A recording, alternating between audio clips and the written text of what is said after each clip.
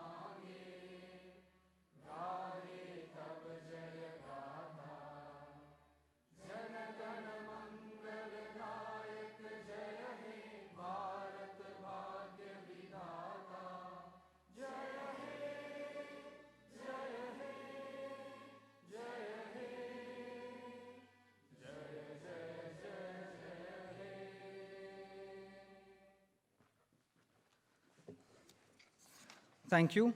May I request Gurdeep ji, the Executive Trustee of Samruddha Bharat and CEO of Swaraj Express, to please deliver the opening remarks.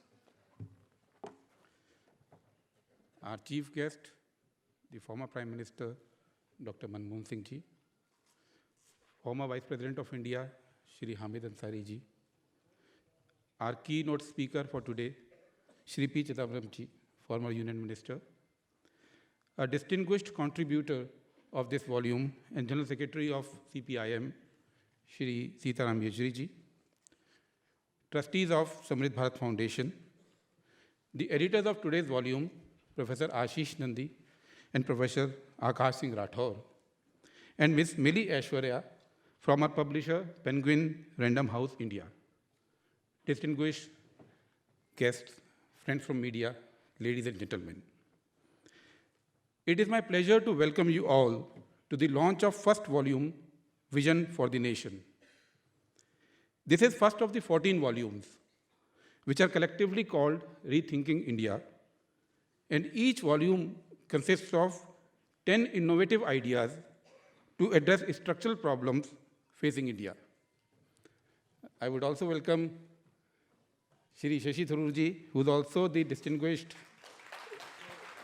contributor to the volume.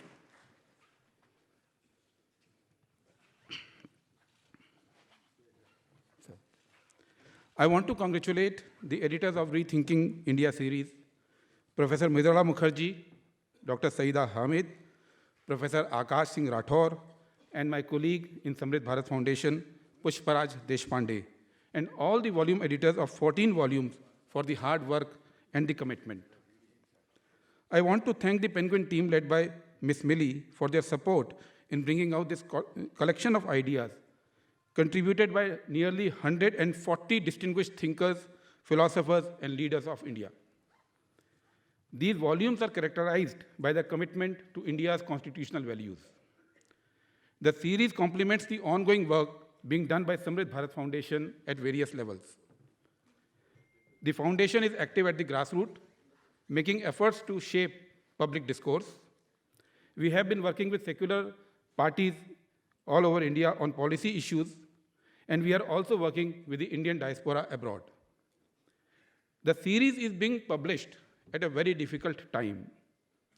These are strange times when being anti-intellect is considered an achievement, when mediocrity is the flavor of public discourse, when facts and dialectics are a casualty, and uninformed or even fake is a celebrity. So it is important for the intellect to reassert. It is important to re-energize the democratic liberal agenda and rebuild a larger consensus in its favor. That only can be the guarantee for stability and prosperity of any society anywhere in the world, and for maintaining the dignity of every individual. This is what Samruddha Bharat Foundation aims to do, and we seek your partnership in this endeavor. Thank you.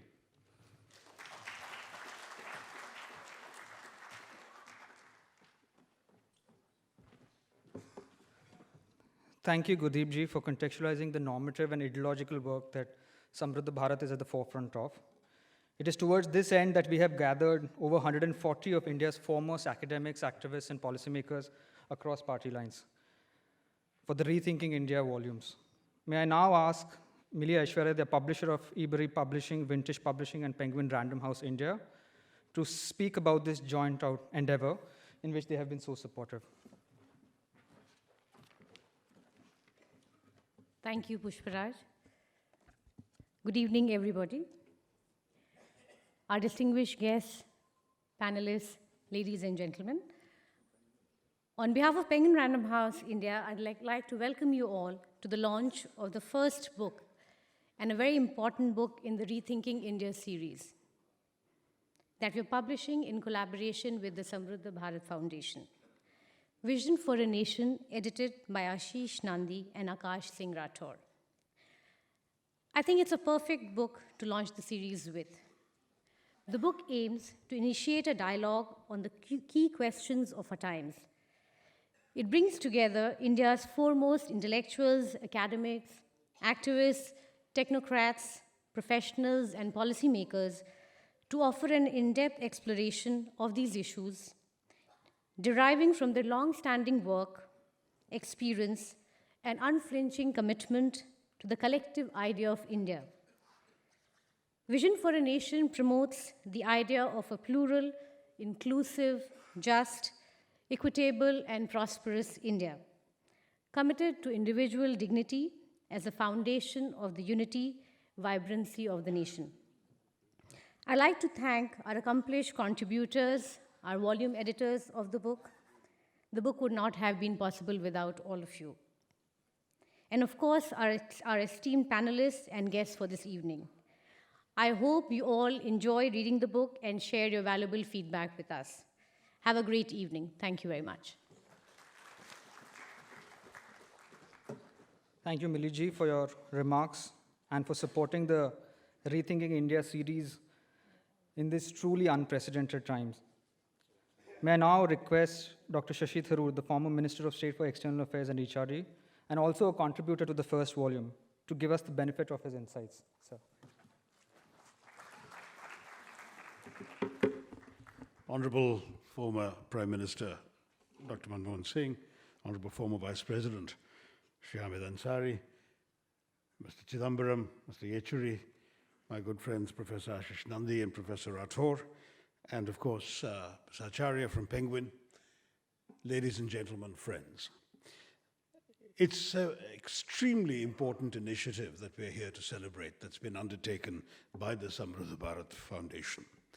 What we are trying, I think, in the course of this series of volumes to accomplish is something that many Indians need, which is a sharper ideological definition of the values that have sustained this country since independence 72 years ago, and which were taken for granted by too many of us for too long. In fact, it's impressive that the series editors, who are both scholars of considerable distinction from different fields, have actually planned 14 volumes and are assembling 140 academics, activists, policymakers to express their views on the issues here. We all know what's happening in the country. I won't belabor what every one of you, I'm sure, sees on your television screens, reads in your newspapers, and is anguished about in your own conversations. A fundamental assault on the foundational ideas of our freedom and of our republic is going on. And the need, the moral urgency of creating a positive and constructive alternative paradigm could not possibly be greater. If ordinary Indians have been seduced, cajoled, cudgeled into supporting the ruling party, it becomes indispensable to re-articulate our values and what we believe in, the ideas we have held and the ideas we've retained from the freedom struggle, and of course, to convey them to people, because when they have that feeling of recognition that yes, these people are talking about things that we too believe in, that is when they will once again return to support the forces that support a progressive India, an inclusive India. The essays in the book, of course, are offering very different but compatible visions of this. When I was growing up in India, unity in diversity was the most hallowed of our self-defining cliches. It's time, I think, to give it new content. And the book itself, in many ways, seeks to produce that unity out of diverse voices and diverse perspectives in a way that's very different from what the present government prefers, which is not really unity, but uniformity in the name of unity. I once again want to thank Gurdeep Sappal, the executive trustee here, Pushparaj Deshpande, the managing trustee, and the two volume editors for their tremendous initiative in putting this forward. This is going to be the first volume, the keystone of the arch, and many more will follow. But I certainly hope that all of you present will delve into these essays, read the book, and participate in the project of redefining and re-articulating an idea of India that is truly worth defending. Thank you very much, and Jai Hind.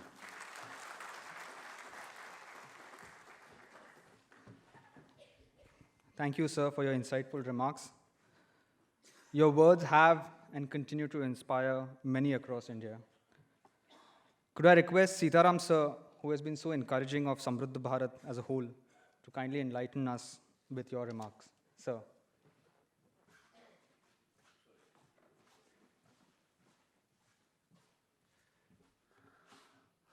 The Honorable former Vice President of India, Dr. Hamid Ansari,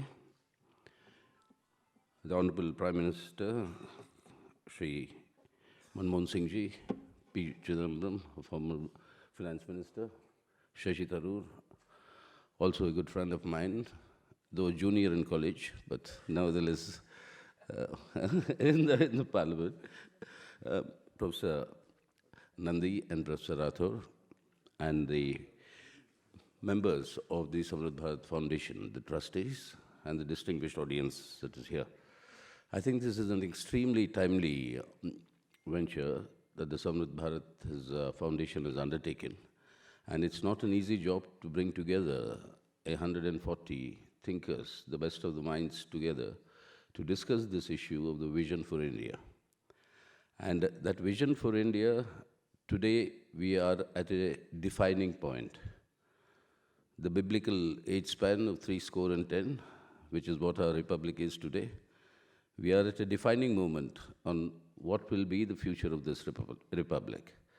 And I think the energy that has come out with the youngsters today is a very redeeming factor, that the symbols of nationalism, so to speak, the Indian flag, the preamble of the Constitution, and the singing of the national anthem, these have become the standard slogans that are being raised in this movement that is there in the country today.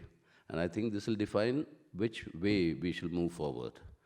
But this, in a sense, is also a reflection or a continuation of the battle between three visions that emerged during our struggle for freedom and defining what India is all about.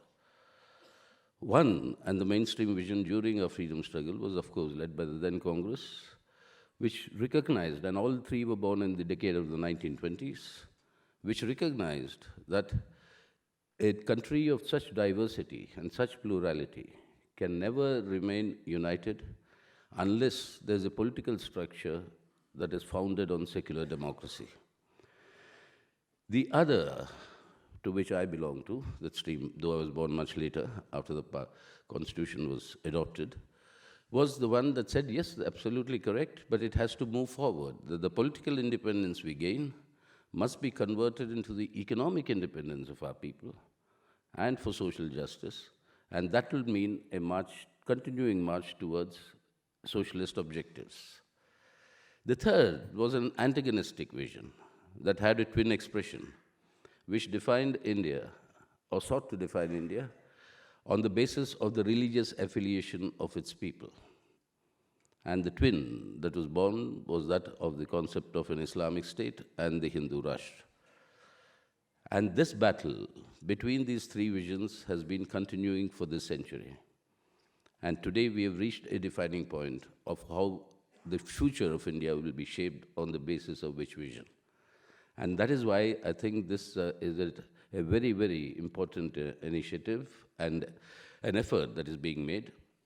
And these volumes should contribute to this churning that is taking place today in the country, because what is required is actually a new paradigm through which these values are now communicated to our youngsters. And this paradigm and the synergy that we see now, which has to be further strengthened, that synergy will have to build around this new manner in which we can communicate. And that is very important. And for that, I think these volumes will play a very important role in contributing to this churning that is currently taking place. There'll be many battles, of course, but eventually the battle is that of what this idea of India is all about. It is an inclusive concept.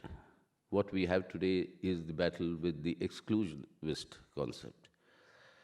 Plurality of this sort in India can only be strengthened by strengthening the bonds of commonality that run through our diversity. Any effort to try and impose a uniformity over this diversity will lead to the implosion of this country. And that is the defining movement where we are today. And that is why I think I would like to congratulate the entire trustees of the Samruddha Bharat, Gurdeep, Sappal, and a young friend who's taken this entire initiative in getting all this organized, the editors, of course, and of course the publisher, the Penguin, for having published this volume and the subsequent ones, and requesting or appealing to all of you that whether you like it or not, we are part of this current churning. We have to take a position. Only appealing to you to take a position, and hope this series and these contributions will help in the process of at least shaping, if not crystallizing, a point of view on what the idea of India should be, and we need to preserve it today. We owe it to the posterity, we owe it to our country, and I'm sure you'll all join this current battles that are going on. Thank you. Thank you very much. Thank you, sir, for your words of wisdom. We are extremely fortunate to have worked with you for this volume and hope to solicit your continued support in the future. Given the socio-economic turmoil India has witnessed in the last few years, I'm sure everyone here and the country at large is eagerly anticipating the remarks of the former Finance and Home Minister. It is therefore my privilege to request Chidambaram sir to deliver the keynote address. Sir.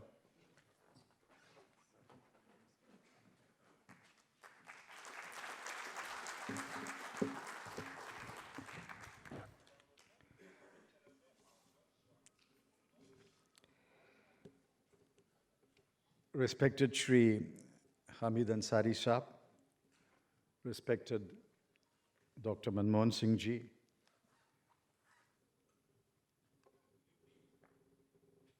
Shashi Tharoor, Sitaram, Yechury, other panelists, trustees of the Samruddha Bharat Foundation, distinguished guests, friends. I find that I was given an advance copy of a book. I wanted to follow in the footsteps of Shashi and speak generally, but having received an advance copy of a book, I'm afraid I have to either confess that I have not read the book, or I have read the book and I will make certain comments on the book. This is not your ordinary book. You cannot read it when you have nothing else to do. You have to read it when you can devote the time to read it. When you can keep aside all thoughts, all distractions, and pay attention to some of the most fundamental issues raised in the book. Firstly, this volume is one of 14 volumes. It's an ambitious project. It perhaps will take many months or many years, and I'm proud that we will have 150 authors of great distinction contributing to the central idea of rethinking India. The senior editors say, in order to further disseminate these ideas, both to kickstart a national dialogue and to further build a consensus on them, we are bringing out this set of 14 volumes highlighting innovative ideas that seek to deepen and further the promise of India. In a sense, we must be unhappy why we have to rethink India after 70 years of the Constitution. I can understand reimagining India, but if we are pushed to rethinking India, it means that someone has struck or is pretty close to striking at the roots of our foundation of this country. I sincerely hope I'm wrong, but if people are ready to strike at the very root, at the very foundation of what we have constructed as the Indian Republic 70 years ago, and have tried to nurture it in the last 70 years, perhaps the publishers, the editors, and the authors felt that the situation was so grave, it is no longer enough to reimagine India, it's no longer enough to remake India, it's no longer enough to rebuild India, it's no longer enough to renew our promise which we made to ourselves 70 years ago, but the time has come to rethink India. Now, what is this new thinking? Some of these essays question ideas that you and I have accepted for long.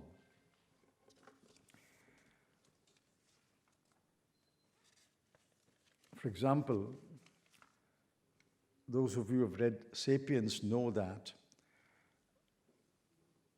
the sapien who's the human being today is no more than about 7,000 or 8,000 years ago. The author of one essay says, geological research places the formation of the Himalayas 50 million years ago. Genomic research has accepted that the spread of the original population in India was from the peninsula south,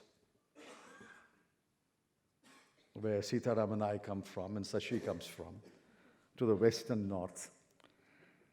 Plant genetics has determined that agricultural practices began spreading from Iran to what is now India some 9,000 years before our time. Archaeology takes us back 5,000 years to trace the roots of our civilization. Linguistic and literary history have succeeded in tracking our path back to a period spanning only 4,000 years. History, based as verifiable evidence, has pieced together in India of the last 2,700 years.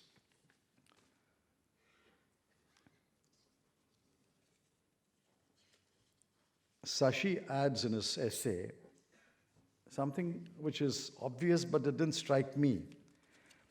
Christianity arrived on Indian soil with St. Thomas the Apostle, who came to the Kerala coast sometime before 52 Christian era and was welcomed on shore by a flute-playing Jewish girl. He made many converts, so there are Indians today whose ancestors were Christian. Up to that is obvious.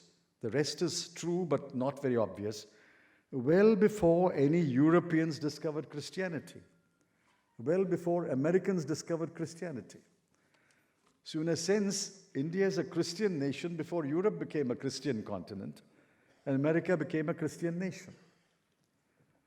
Thank you for highlighting this point. Now, what are we told? They are dragging us back to an age which may or may not have existed. That's why it's called a myth. That's why the stories around it are called mythology. And they're asking us to imagine that we will recreate that age, where our cultural and literary history is only 2,700 years old. It is in this 2700s that we have developed the ideas that make a modern democracy. It doesn't go back beyond 2,700 years. Maybe more archaeological evidence may take it back another 1,000 years, but surely it will not go back more than 4,000 years.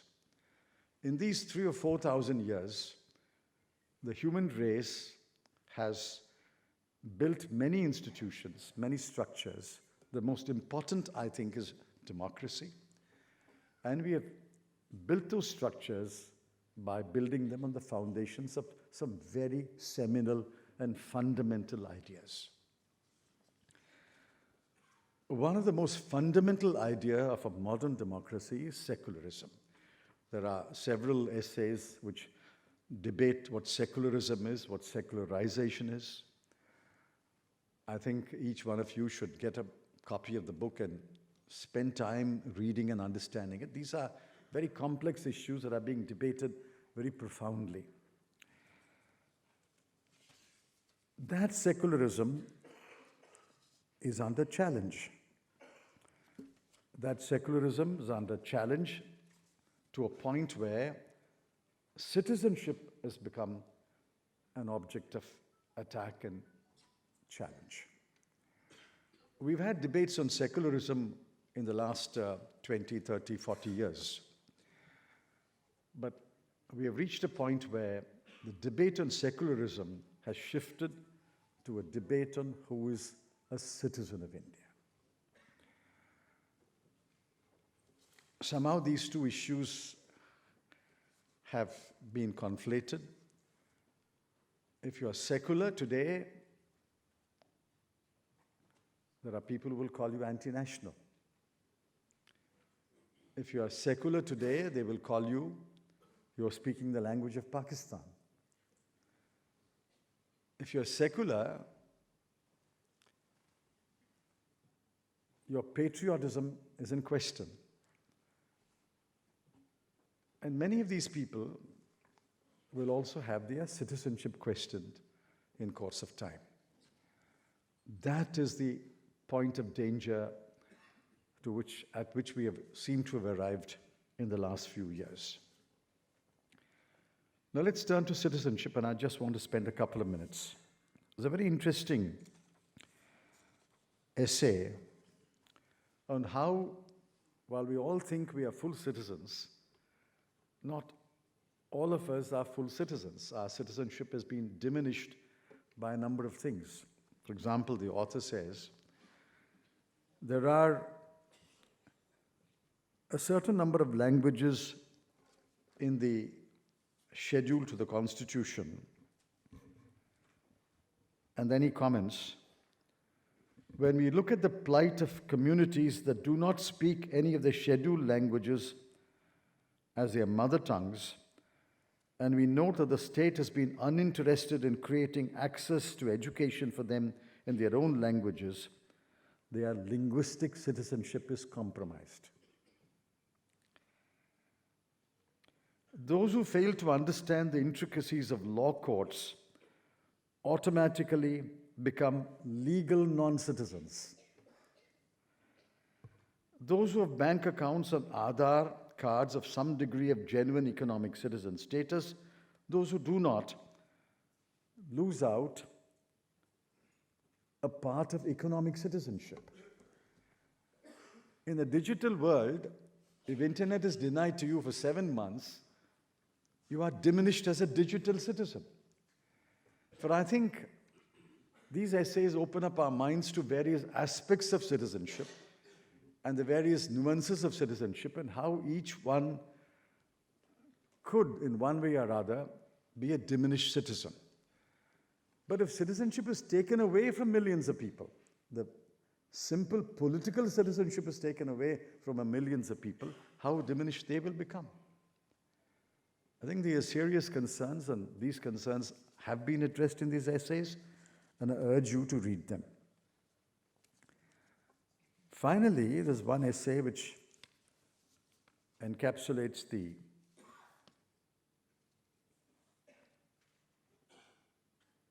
point of view of those who are propagating the Hindu Rashtra and Hindutva. And it says, who is Hindu, which was reiterated and perversely materialized in Golwalkar's We or Nationhood Defined. It's based on 5 specific categories: language, race, religion, territory, and culture.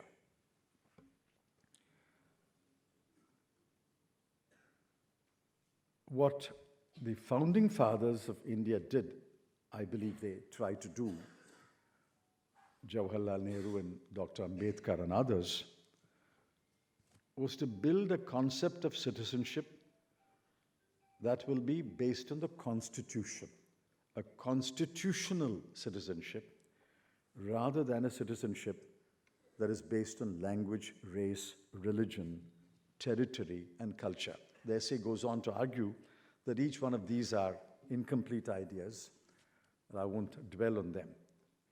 But what is happening today is there's a reassertion that it's only when you speak a particular language, or you speak one of the languages belonging to that family, or you belong to a race, or you belong to a religion, or you practice a particular culture, you will be an Indian citizen. If this definition is applied, many of us will cease to be Indian citizens. Many of us will become diminished citizens. And a large number may even become non-citizens. So I think we have to understand, as long as this was simply a theoretical idea propagated by Savarkar and Golwalkar, we could debate it and leave the debate with a smile on our face. But when this has become a political project today, and these ideas are embodied in a political project, and the state is willing to put its power and resources and authority and might behind taking this political project forward, I think we should seriously worry what will happen to the concept of a constitutional citizenship devised by Dr. Ambedkar, Jawaharlal Nehru, and others. Finally, there's one essay which says why secularism is important. Secularism is an attempt to control politicized religion from taking over the state. Today, a politicized religion has almost taken over the state. It has almost taken over all the institutions. Many institutions have been captured by those who subscribe to this politicized religion. If you don't belong to that religion, even if you belong to that religion, but if you don't subscribe to the politicization of that religion, you have no place in many institutions of India today. Finally, an essay argues for constitutional morality. I would urge you to read that. The one sentence that I want to leave you with is the contrast between what Gandhiji said and did and what Hitler did. Both were more or less contemporaries. Hitler was about 15 or 20 years younger, but the period overlapped. It says, it was a time when Gandhi came up with his idea of civil disobedience as a statement of one's moral courage in the face of injustice. Civil disobedience as a statement of one's moral courage in the face of injustice. And I'm very proud that people who we thought will not come out of their homes, will not come out to the streets, will not brave the cold and the water cannons and the lathis and even the bullets, are now actually practicing the civil disobedience of Gandhiji. On the contrary, Hitler's view was demanding complete obedience towards the supreme leader. We have examples today in India, in Delhi, of civil disobedience as a statement of one's moral courage against injustice. We have also examples of people demanding complete obedience to the supreme leader. I'll leave that thought with you. Thank you.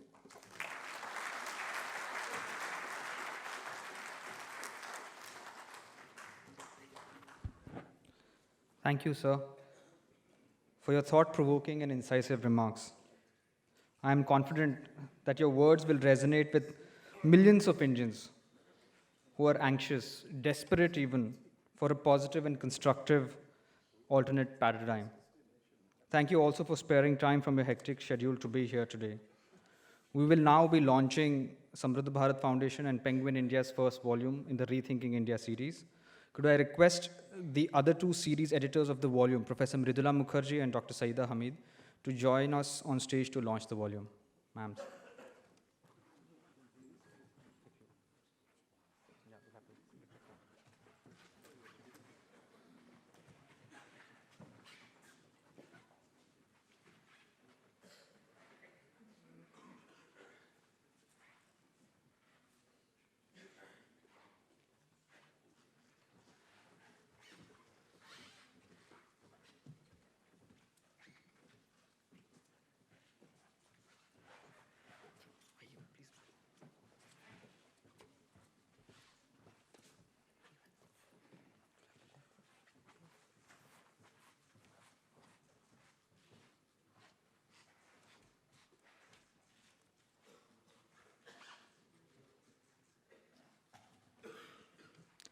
Thank you.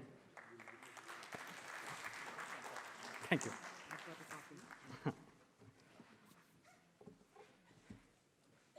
Ladies and gentlemen, we will now have a brief panel discussion with some of the contributors to the volume and the series editors.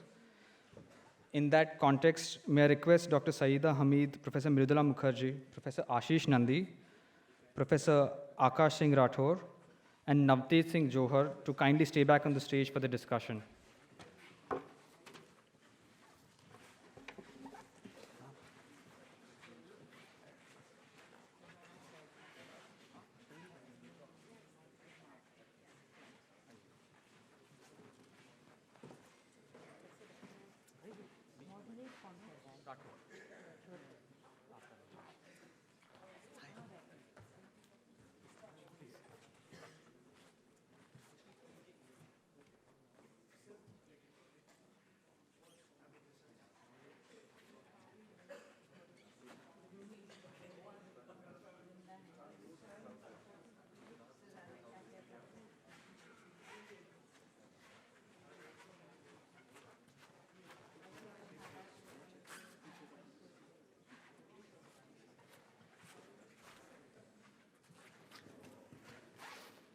Could I request Nagorao to kindly help us clear the chairs?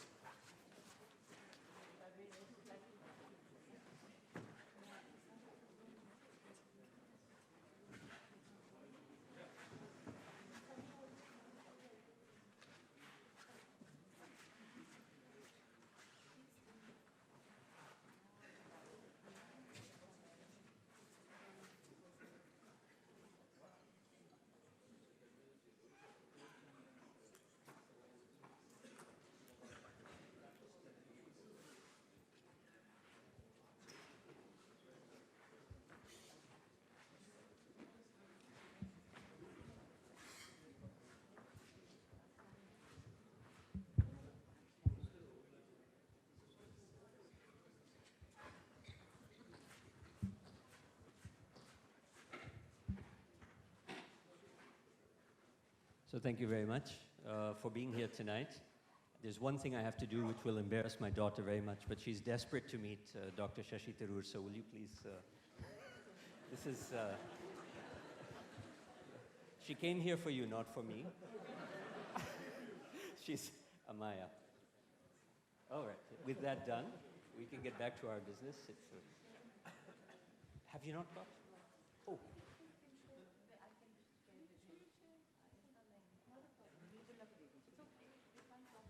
4 mics we have.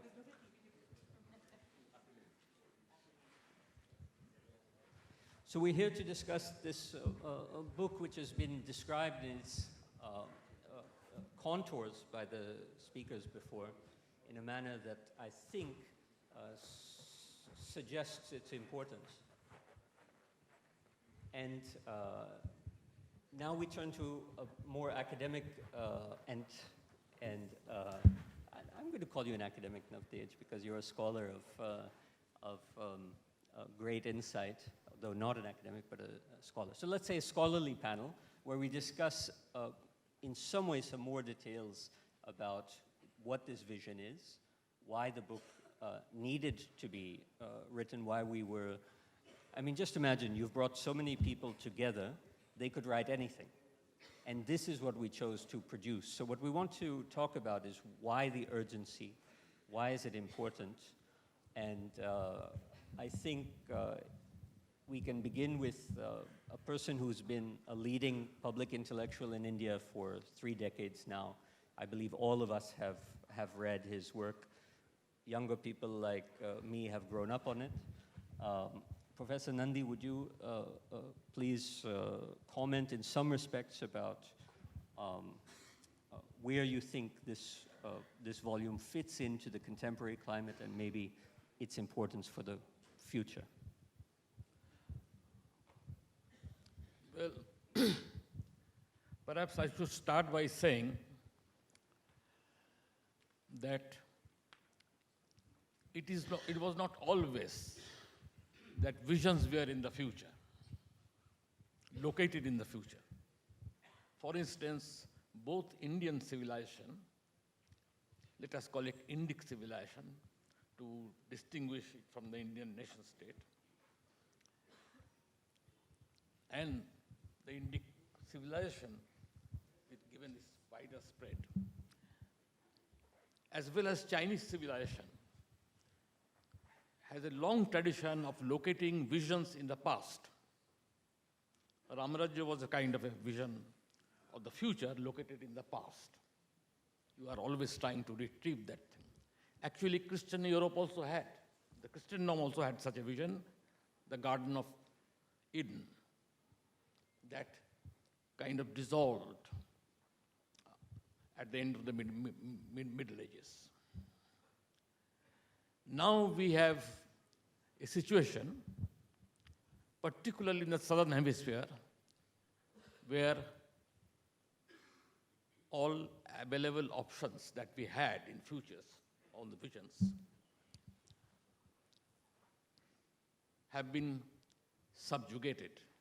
In some sense, our futures have been stolen, because now we have only one future, globally. And that is what is being projected. And we have sometimes, can say that we have internalized it rather fully. at one time, 1 billion, at that time it wasn't 1 billion people, but well, the virtuous Indians and the virtuous Chinese for that matter, or the virtuous Africans, those who had lived a virtuous, spotless life, aspired to go to heaven. Now they aspire to go to New York. It is not that this came in a day or two. I mean, we also aspired at one time to go to London after we died, after leading a good life. And in the interim period, we also occasionally aspired to go to Moscow after our death, or Beijing. But now, at the moment, we know what is our future. It has been laid out, and we have only the right to cross the T's and dot the I's as far as our visions are concerned. Now, we hope this book and the other 13 volumes which we expect would come out will project a vision of the future, not only for India, but other societies which do believe that other options exist, that all options have not been exhausted by the future we have been handed. And there are arguments about that. Already, many scientists have begun to talk about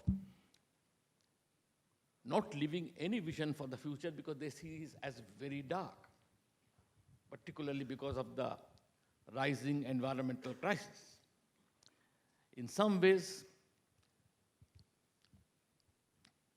our futures are also now under threat.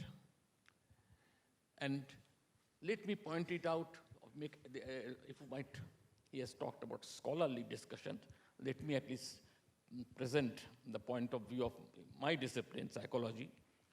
To us, the future is not in the future. The future exists now in our mind. We define the future or want the future. We pine for a future which is within us at this point of time. Exactly as the past is not outside there in our archives, and with an objective study we can recover it. Whatever past we recover is our construction on the basis of available data, available insights. It is the past as it exists now. So this moment is the moment where past and the future meet. And one hope I have about this set of books is this, that they will encourage us, unburden us from some of the loads we are carrying, and allow the next generation to think of not one vision, but multiple visions. Even these books, even in this book, I am sure over the time you will discover not one vision, but the signs of or imaginations or markers of multiple visions contesting for recognition.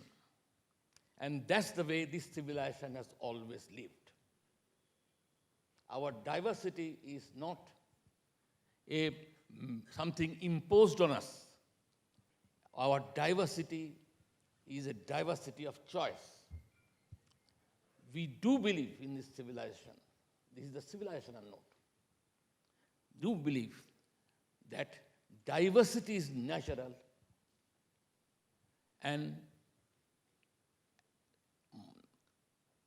absence of diversity is a marker of death. Because this civilization has survived over the centuries with different visions and different constructions of the past contesting. And that context, that dynamics has allowed us to maintain a certain balance which many other civilizations have not been able to manage. Most civilizations have disjunctive pasts and disjunctive presents. our civilization, there is a continuity. I say this because not to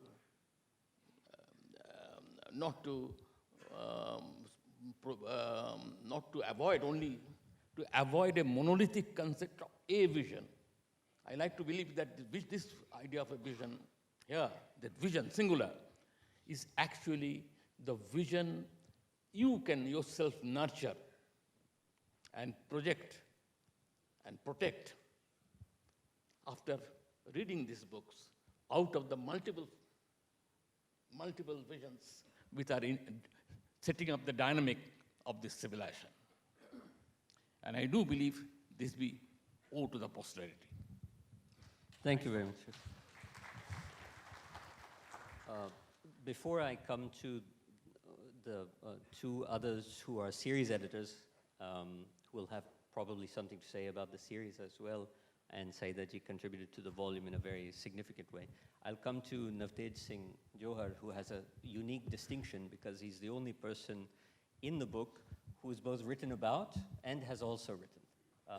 Kalpana Kanabiran has written a very interesting article about the case, Navtej Singh Johar versus Union of India. Navtej, you wrote about embodiment, which is an aspect that others of us more cerebral tend to neglect, and the volume tended to neglect. Can you talk in some way about why you thought in Vision for a Nation, why you thought speaking about the body would be essential given the current political climate? Yeah, thank you. As he says, I'm a practitioner, I'm a dancer and a yoga practitioner, and I'm coming from that perspective. And my preoccupation is the body. And I also realize that there is the body, and then there is the idea of the body. And similarly, like there's an idea of India, there's an idea of a nation. And somehow the idea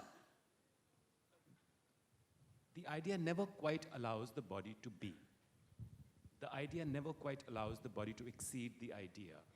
And the body is far more than the idea, or far more than what the idea can even imagine, so to speak, or articulate, because as we know, something called paravak, something that's beyond vak, something that can't be even spoken about,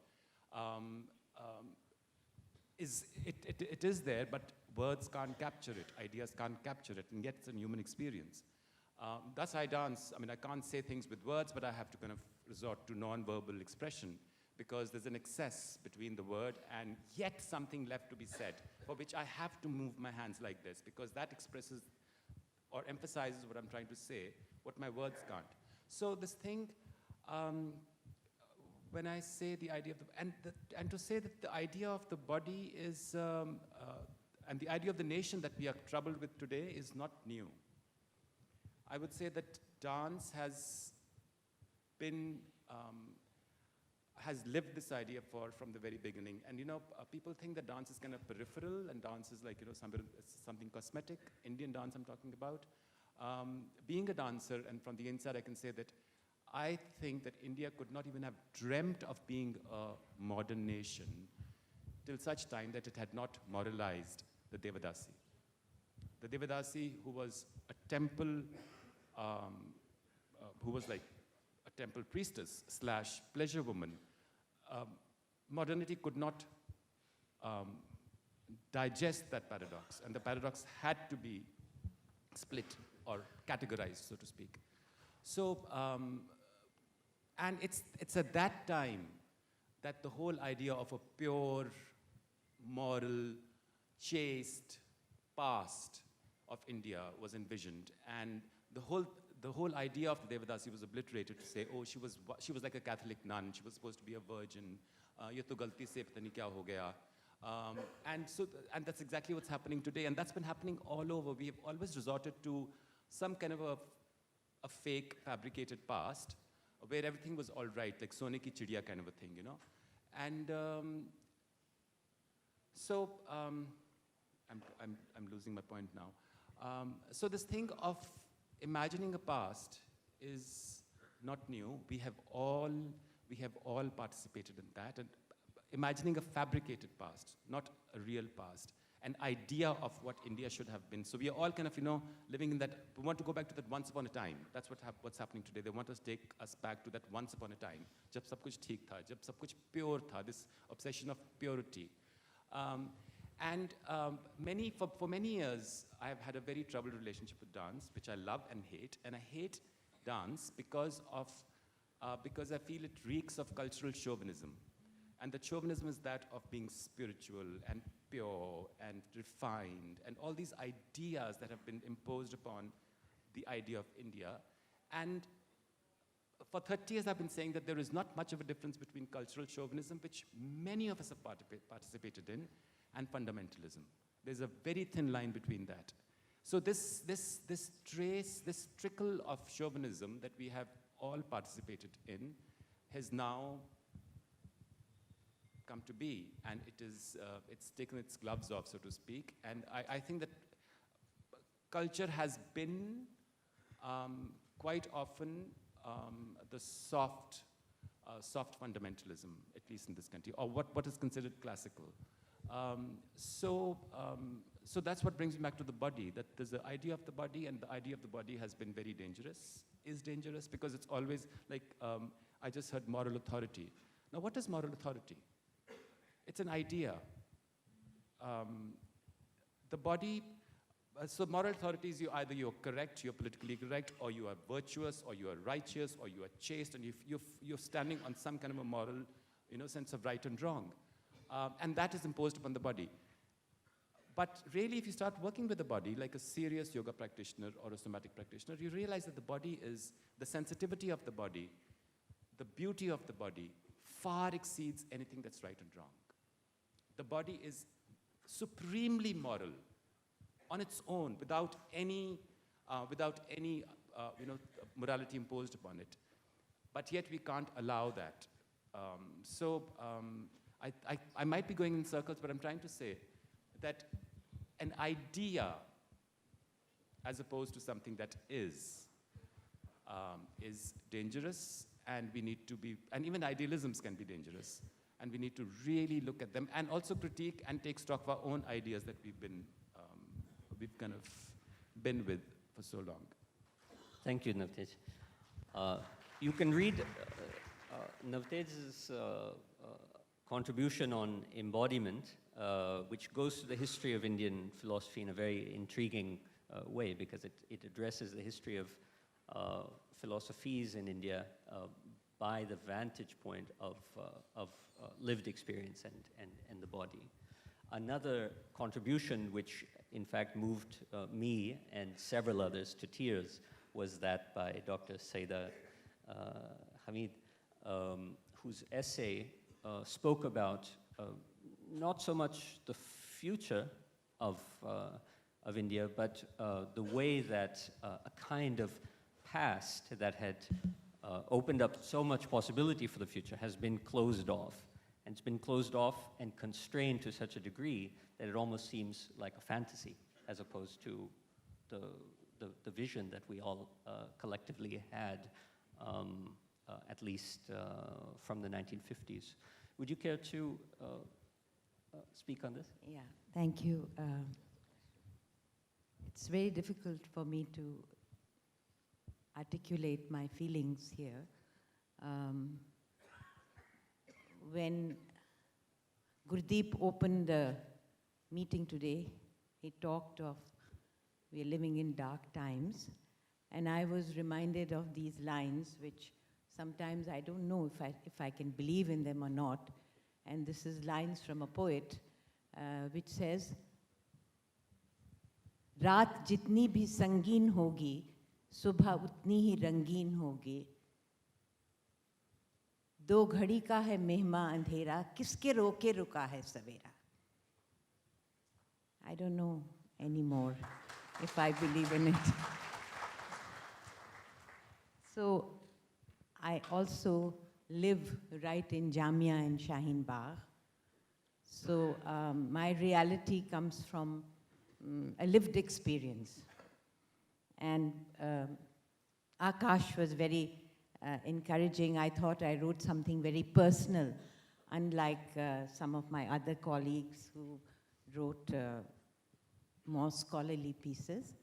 But then I wrote as I felt. And I belong to a generation where this Hindu-Muslim, this what was referred to by the opening panel, all the binaries and the dichotomies, Hindu hai, Musalman hai, anti-national, Gaddar, all those epithets suddenly become a lived reality every day. And what Aakash liked about my article, I think, and I can only talk about that, is that I spoke of a time where these distinctions did not exist. Hindu poets wrote about Allah and Rasul and the Prophet, and Muslims wrote about Ram, Diwali, Holi, Krishna, Guru Nanak, and nobody thought anything of it. So for me now, I live with a label which says I'm a Muslim woman. There is something happening among the Muslim women of this country.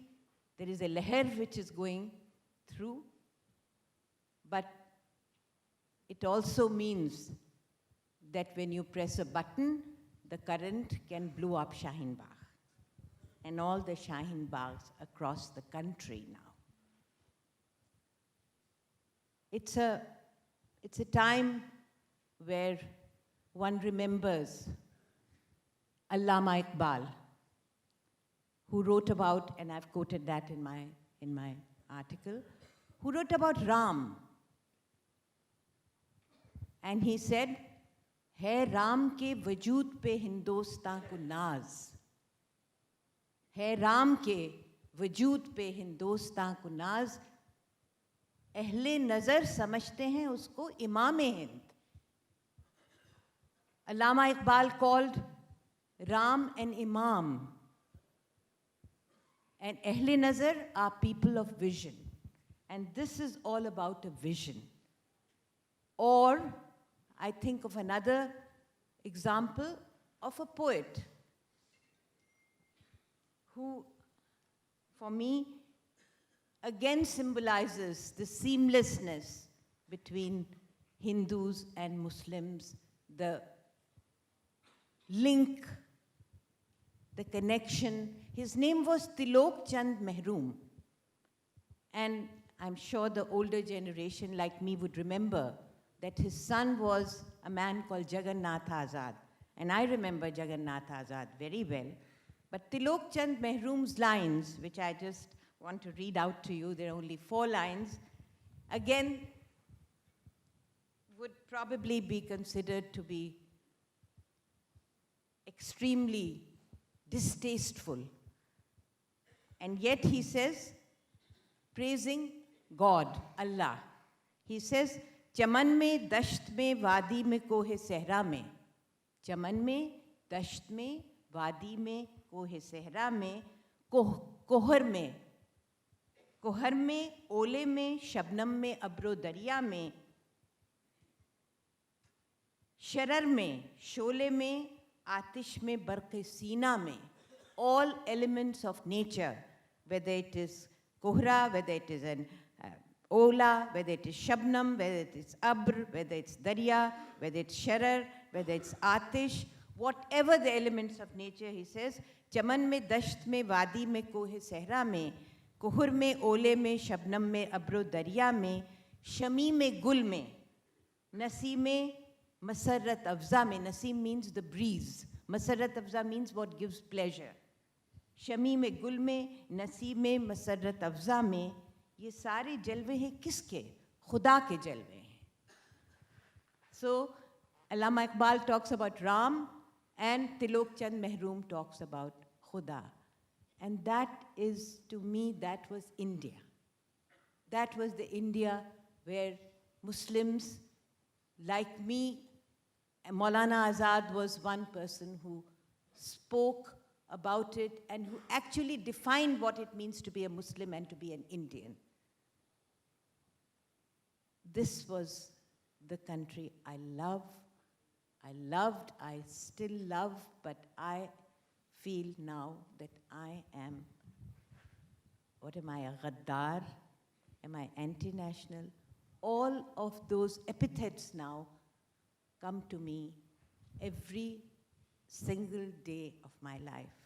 And this volume must be read, because for me this volume is that रात जितनी भी संगीन होगी, सुबह उतनी ही रंगीन होगी. गम न कर गर है बादल घनेरा, किसके रोके रुका है सवेरा. This book is about that Savera. Thank you. Thank you so much, Syeda. Professor Mridula, we leave the last word to you. As the series editor, you've envisioned the whole project, and if you'll give the final words for the panel. Well, I think many people before me have talked about what the conception of the project is. It is to bring together multiple visions on different aspects, on a variety of aspects, which address themselves to all facets of Indian society, politics, culture, the range. The idea is also to address issues of caste, of gender, of ethnicity, and not just politics and economics, but of agriculture, of employment. So it's a very broadly conceived project. But what I would like to emphasize here is that the vision that lies behind this search for a new vision is very much the vision of India's freedom struggle. Sitting here in Jawahar Bhavan today, and I want to say that to you, who can you ever think of yourself as a Ghaddar with Jawaharlal Nehru's protective aura, which still stays with us? I think that this is the vision which very much is alive, and it comes through in the articles which have so far come out in this book, in some of them more overtly. For example, the one written by Shashi Tharoor, which I think where he conceptualizes the whole idea of the Indian nation very much in the terms in which the freedom struggle saw it. I would like to just, for example, a couple of quotations from Mahatma Gandhi would, exactly describe what I want to convey. One of his most well-known, I don't know nowadays, maybe again well-known because of what we see around us, was that what is the India of my dreams? And he said that a country in which people are made to feel small because of the religion they belong to can never be the India of my dreams. And if we look around us today, we see that as, and he put it very beautifully, as he always did, in simple language: feel small. Second-class citizens, non-citizens, fighting for citizenship rights. I mean, all this is much more than just feeling small. But we also know that the whole conception of India, which he tried to put into practice throughout his life, and certainly fought for so avidly in the last years of his life, where the famous example when in Delhi, in this city, the kind of language which we are hearing today, the only way to keep your sanity is to keep reminding you that in this same city, in 1948, in fact, 72 years ago, in this very month, Gandhiji had gone on his last fast from the 13th to the 18th of January, where it was essentially a fast where he said that people have to agree to live together. and he put a challenge before the leaders of all the political parties, including RSS and Hindu Mahasabha, that they all have to agree that they will stop the madness that is going on around them. And they all came to him, and they gave undertakings that they will not continue with what they were doing, and that was the vision of India which we practiced. In 1942, when Gandhiji gave the call for Quit India, along with that call, he promised to the people of India who would be an Indian citizen. And he laid it down in unambiguous terms. I will just, if I can quickly, not lost the... He said, Hindustan belongs to all those who are born and bred here and who have no other country to look to. And then he mentioned all the religions that he could possibly think of. Not just the Muslims, not just the Hindus, not just the Christians, Ben Israelis, Jews, every small sect that you could think of, he lists so that nobody gets left out. And then he says, free India will be no Hindu Raj. It will be Indian Raj, based not on the majority of any religious sect or community, but on the representatives of all the people without distinction of religion. The idea that we are being sold today, that citizenship can be something that the people of India have to prove, is something so absurd when you think of the freedom struggle. I do not recall at any time any leader, big or small, ever even raising the issue of citizenship. Yes, it is an issue that came up after partition, and then it was solved in the broadest possible manner. I want to say unequivocally here that when we are told that we are now completing the unfinished business of partition, there can be no bigger lie. The business of partition was finished very efficiently, very humanely, in fact, in a manner that has probably not been done in any other part of the world. The refugee settlement program of the government of India was remarkable in its scope, in its width, and the rapidity with which it actually functioned. Little has been actually written on it, but there is some good work which tells us, Faridabad, so many townships came up to house the people.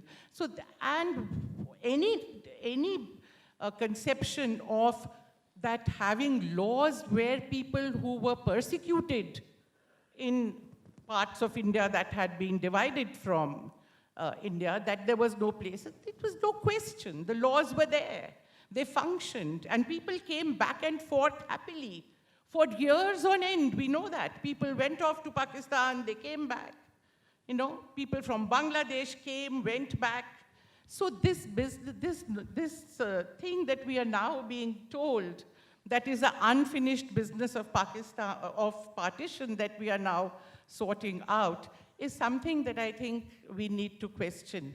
And for that, I think we need, for the development of this vision for the future, it is very necessary, just as you said, to base ourselves on our civilizational vision.